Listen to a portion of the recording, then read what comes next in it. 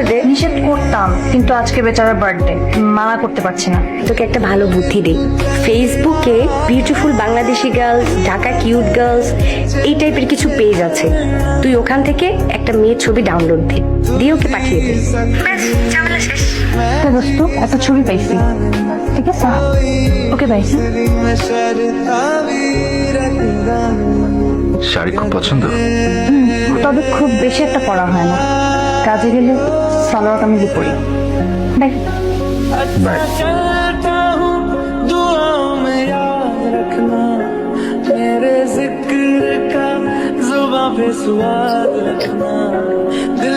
কি করো? তেমন কিছু না।